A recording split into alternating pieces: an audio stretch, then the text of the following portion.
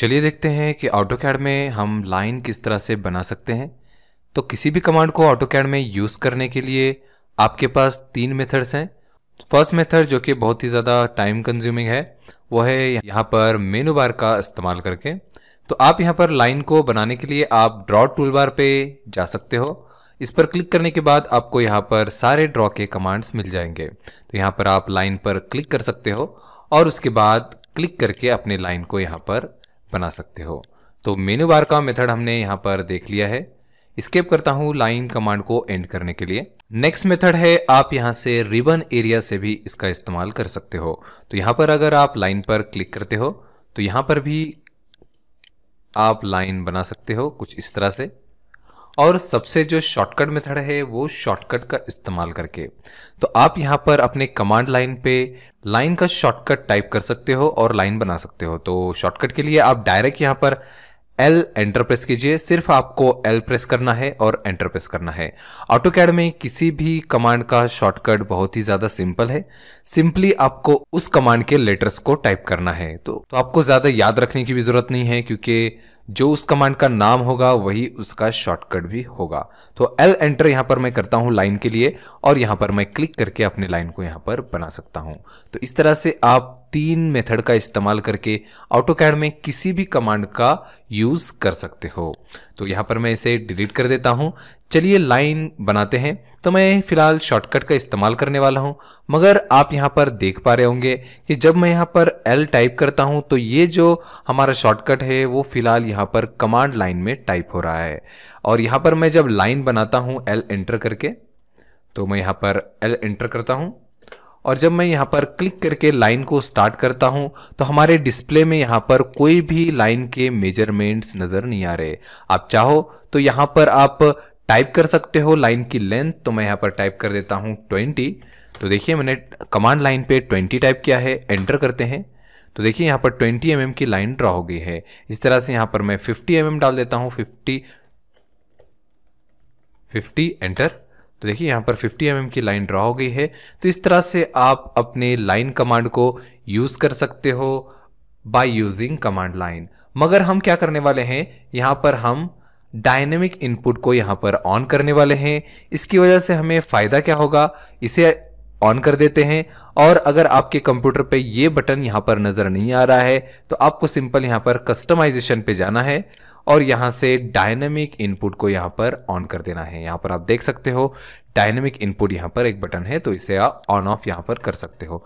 तो dynamic input को आपको ऑन रखना है। उसके बाद देखिए अगर मैं यहाँ पर लाइन कमांड लेता हूँ, L टाइप करते हैं तो हमारे कर्सर के बाजू में यहाँ पर टाइप हो रहा है बिल्कुल कमांड लाइन की तरह। तो अब क्या होगा कि जो भी आपको कमांड लाइन में शो कर रहा था वो अब आपके कर्सर के बाजू में शो करेगा। तो यहाँ पर मैं L एंटर करता हूँ और L एंटर करने के बाद देखिए कर्सर के बाजू में अब यहाँ पर specify first point of line यहाँ पर दिखा रहा है। सेम आपको यहाँ पर कमांड लाइन पे भी दिखा रहा है कि यहाँ पर लाइन कमांड एक्टिवेट है और यहाँ पर स्पेसिफाई फर्स्ट पॉइंट, मतलब हमें लाइन का फर्स्ट पॉइंट देना है। तो मैं यहाँ पर क्लिक करके अपने लाइन को स्टार्ट कर देता हूँ। तो देखिए अब यहाँ पर हमें डिस्प्ले पर इस लाइन का एंगल और इस लाइन का लेंथ भी हमें शो कर रहा है। तो यहाँ पर आप डायरेक्टली यहाँ पर टाइप कर सकते हो 50 mm। देखिए हमारे डिस्प्ले पर डायरेक्टली यहाँ पर टाइप हो रहा है। तो F50 एंटर कर देते हैं तो यहाँ पर 50 mm की लाइन आ जाएगी।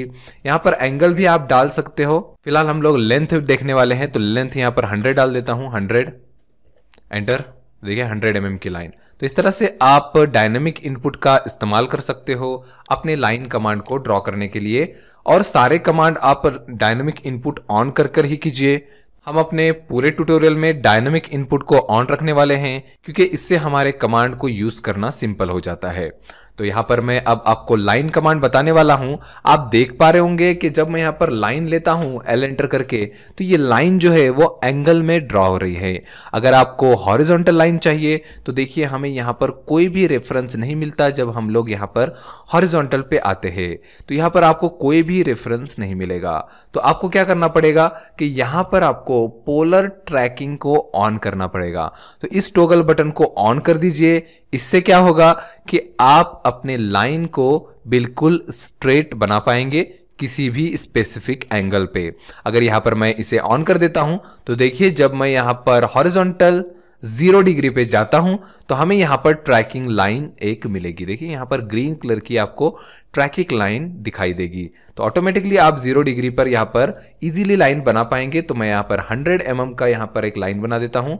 100 एंटर करते हैं और उसके बाद मैं ऊपर की तरफ जाता हूँ यहाँ पर। तो देखिए मैं जब यहाँ पर 90 डिग्री पे जाऊंगा तब मुझे वापस से यहाँ पर एक ट्रैकिंग लाइन मिलेगी। तो मैं यहाँ पर वर्टिकल जाके यहाँ पर 50 टाइप कर देता हूँ, 50 एंटर, और उसके बाद अगेन हॉरिजॉन्टल यहाँ पर 100 mm एंटर, और उसके बाद नीचे की तरफ हम जाएंगे 50 mm। तो यहाँ पर मैं 50 एंटर करते हैं और यहाँ पर हमारा लाइन पूरी तरह से एक्यूरेट बन चुका है। यहाँ पर मैं एस्केप प्रेस कर देता हूँ कमांड से बाहर आने के लिए। ऑटोकैड में किसी भी कमांड से बाहर आने के लिए आप एस्केप बटन का यूज कर सकते हो। तो यहाँ पर देखिए हमने ये जो ड्राइंग है यहाँ पर रेक्टेंगल बना लिया है बाय यूजिंग पोलर ट्रैकिंग।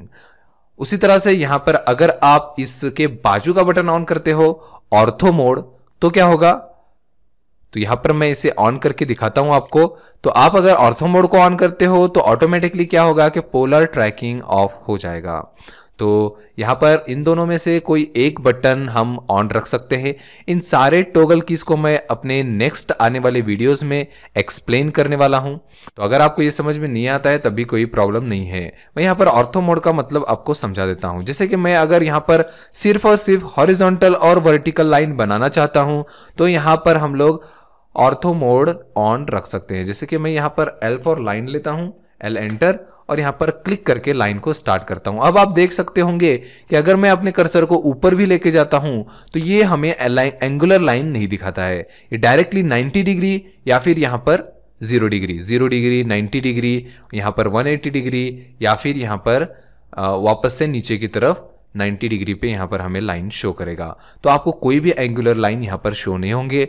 वहीं आप अगर पोलर ट्रैकिंग को ऑन रखते हो तो यहाँ पर एंगुलर लाइन शो होंगे, मगर जब हम लोग हॉरिजॉन्टल जाएंगे तो हमें ट्रैकिंग यहाँ पर प्रोवाइड हो जाएगी। तो आप चाहो तो ऑर्थो मोड को ऑन रख सकते हो अगर आपको एंगुलर लाइन्स नहीं बनाने हैं बिल्कुल भी, और आप चाहो तो पोलर ट्रैकिंग को यूज कर सकते हो। तो ज्यादातर हम लोग पोलर ट्रैकिंग को ऑन रखते हैं, ऑर्थो मोड को कभी कभी यूज करते हैं। तो आप दोनों में से किसी का भी इस्तेमाल करके किसी भी लाइन को बना सकते हो। मैं यहाँ पर स्केप कर देता हूं। अगर आपको इसके ऊपर और एक रेक्टेंगल बनाना है तो किस तरह से बना सकते हो, यहाँ पर मैं L एंटर करता हूं लाइन लेने के लिए, L एंटर, और उसके बाद मुझे इस पॉइंट से लाइन बनाना है। तो देखिए यहाँ पर आपको पॉइंट मिलेगा, तो आप यहाँ पर क्लिक करके, फर्स्ट क्लिक करके आप अपने लाइन को स्टार्ट कर सकते हो। उसके बाद आपको अपने लाइन का डायरेक्शन देना है कि आपको किस डायरेक्शन में लाइन चाहिए। तो मुझे ऊपर की तरफ चाहिए तो मैं इसे ऊपर लेके जाता हूं। अब यहां पर शो करने के बाद यहां पर मैं वैल्यू डालूंगा और एंटर करूंगा। तो यहां पर मैं वैल्यू डाल देता हूं 100 mm, एंटर करते हैं यहां पर। तो देखिए ऊपर की तरफ 100 mm पर लाइन ड्रॉ हो गई है। उसके बाद मैं यहां पर वापस से 200 mm की हॉरिजॉन्टल लाइन ड्रॉ करता हूं। तो हॉरिजॉन्टल पे जाएंगे कुछ इस तरह से, और फिर 200 और यहाँ पर एंटर प्रेस कर देंगे। आपको क्लिक नहीं करना है, एंटर कर देंगे। तो देखिए यहाँ पर ड्रॉ हो जाएगा। अगेन मैं नीचे की तरफ 100 आ जाता हूँ, 100, और यहाँ पर एंटर प्रेस कर देंगे। और आप चाहो तो यहाँ पर आप डायरेक्टली क्लिक कर सकते हो इस पॉइंट पे। तो यहाँ पर आप क्लिक करके भी इसे क्लोज कर सकते हो, या फिर 100 mm भी आप डाल सकते हो। तो मैं यहाँ पर क्लिक कर देता हूँ इसे क्लोज करने के लिए।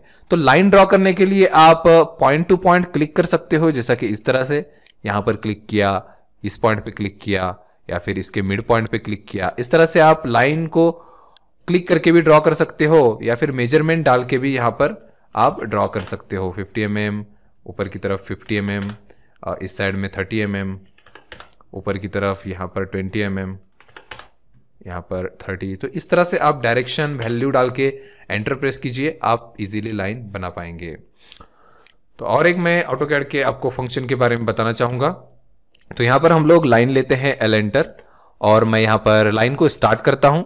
यहाँ पर मैं 50 mm डाल देता हूँ, 50 एंटर, और फिर ऊपर की तरफ 50 एंटर करेंगे। उसके बाद यहाँ पर आप लेफ्ट साइड में 50, और उसके बाद आप यहाँ पर कमांड लाइन पे आपको एक नजर आ रहा होगा ऑप्शन क्लोज।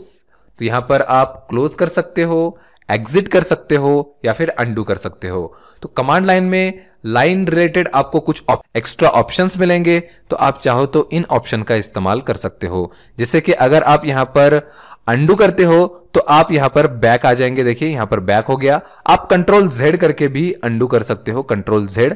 देखिए वापस से हम बैक आ गए। फिर से अगर कंट्रोल Z करता हूं तो वापस से हम लोग बैक आ गए। तो इस तरह से अंडू कर सकते हो आप। तो इस तरह से आप अंडू कर सकते हो। तो अब मैं वापस से ड्रॉ करता हूं इसे। 50 एंटर, ऊपर की तरफ 50 एंटर, इस साइड में भी 50 एंटर।